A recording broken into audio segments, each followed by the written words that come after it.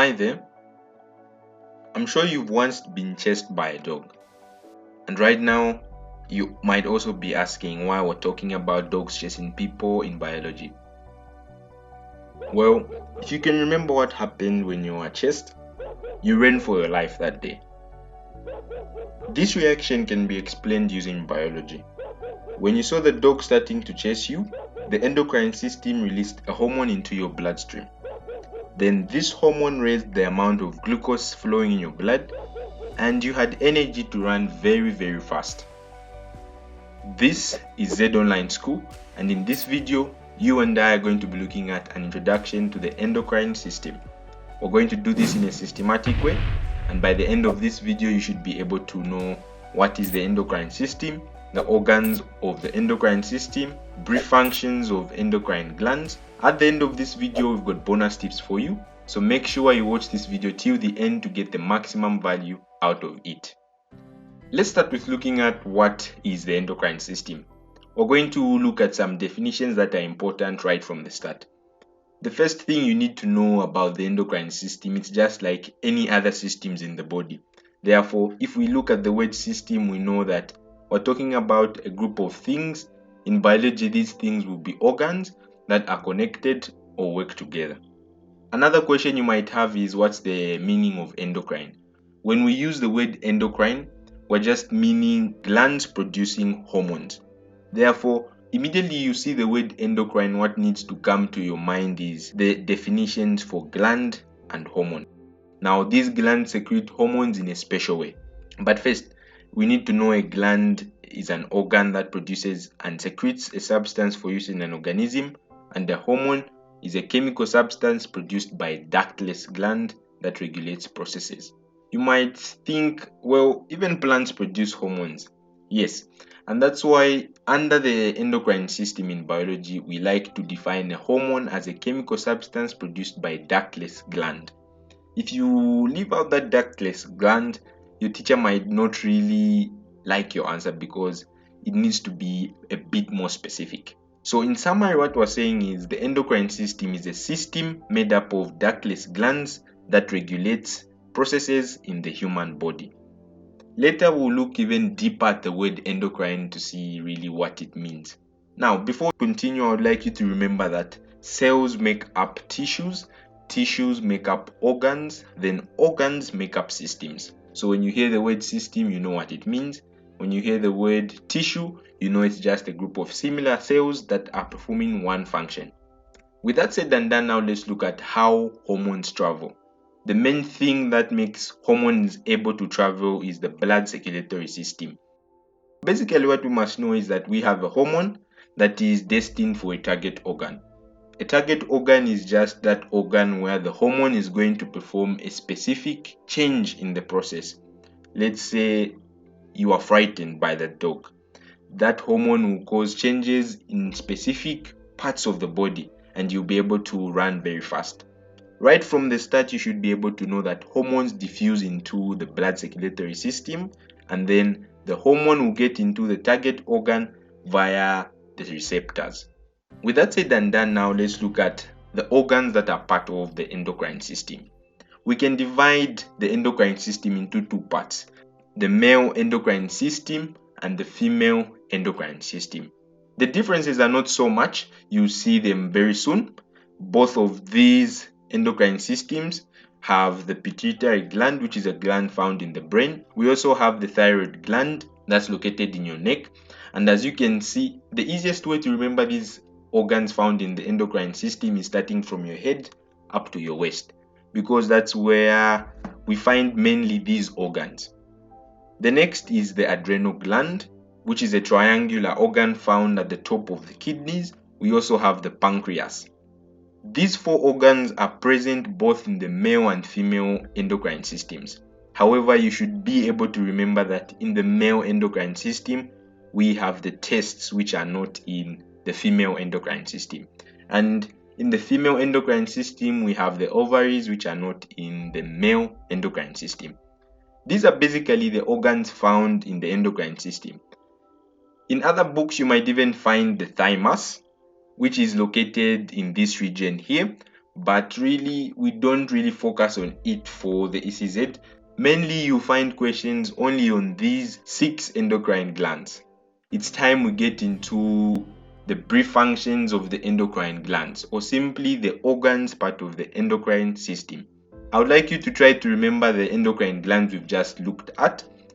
If you can remember, we started from the head and we ended somewhere near the waist. The first organ we looked at was the pituitary gland, which is located in the brain.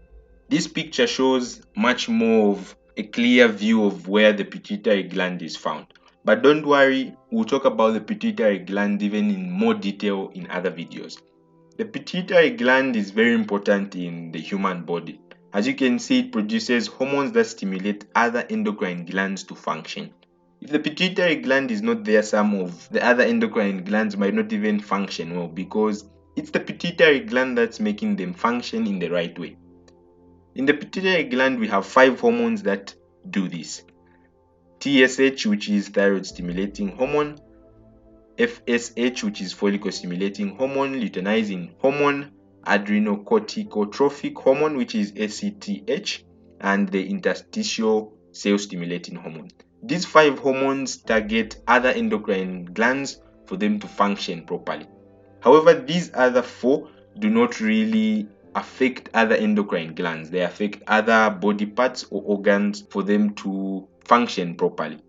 All these hormones will be talked about in more detail in another video about the pituitary gland. Now it's time to move to the next gland.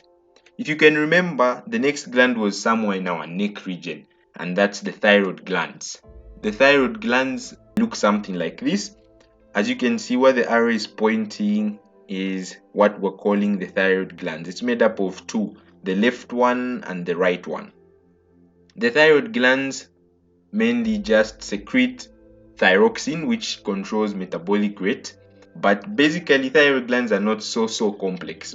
Then we have the next endocrine glands located somewhere in the abdomen. If you can remember, those were the adrenal glands. The adrenal glands are also very important in the human body. They secrete adrenaline. If you can remember, the triangular structures found at the top of the kidneys. This adrenaline is very important, especially when we are in very frightening situations like the one we talked about just at the start of this lesson. So that hormone that causes the glucose levels to rise in your blood and you have energy to run is the hormone adrenaline. However, this is not the only hormone secreted by the adrenal glands. There's also aldosterone. The next is the pancreas. I hope you guessed that one right. The pancreas is a structure near the stomach that looks like this. It's very important in maintaining the blood glucose levels. There are 2 hormones that are produced by the pancreas, really important in the endocrine system, which are glucagon and insulin. However, pancreatic juice doesn't fall under a hormone. It's not used in the endocrine system. It does not function like these hormones here. If you can remember, it's used in the digestive system. The testes are located near the waist. They are structures that look like this. They have a very important function in males. They produce testosterone used to develop male secondary sexual characteristics. For example, the deepening of voices, the man becoming more muscular. Then we also have the ovaries, which are only found in the female. The ovaries are located also near the waist region. The ovaries secrete hormones that develop the female secondary sexual characteristics and the uterus. Namely, these hormones are estrogen and progesterone. So basically in this video we've summed up the endocrine system. You have successfully reached the bonus tips section, and today we've got 2 tips for you, of which one are the root words for the word endocrine. I promised we'll talk about the word endocrine more. The word endocrine comes from 2 Greek words, endo and krinis. However, you can think of it just as screen for it to be easier to remember. Endo means within, while krinis means to secrete. But I like to just say it means secretion because it's easier to understand it that way. So when we say endocrine, we're simply meaning something is being secreted within. Therefore, endocrine system is a group of glands that are in a body and secrete substances which are hormones within the body. if you look at the word endo, it's even used in other terms in biology. For example, endoskeleton, endothermic, endoscope. And you can guess, since we've got the word endo in all these three words, endoskeleton might likely mean a skeleton within. So this is a skeleton inside an organism. When we come to endoscope, it's also made of two words. Scope meaning to just get a view, while endo meaning within. So endoscope might just mean a view of the inside. And if you really have time to check about the endoscope, you agree with me, it's an instrument used to see the inside of our bodies.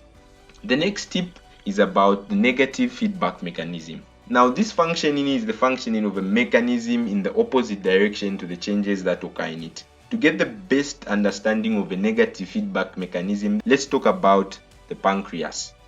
It secretes glucagon and insulin, and these two hormones help the body keep normal sugar in the blood. When the sugar is too low, glucagon will help the body restore the sugar levels back to normal. And when the sugar levels are too high, insulin will help the body bring back the sugar levels back to normal. As you can see, the effect brought about by the hormone is negative to the changes that occurred. So when there's a drop, there's a rise. And when there's a rise, there's a drop.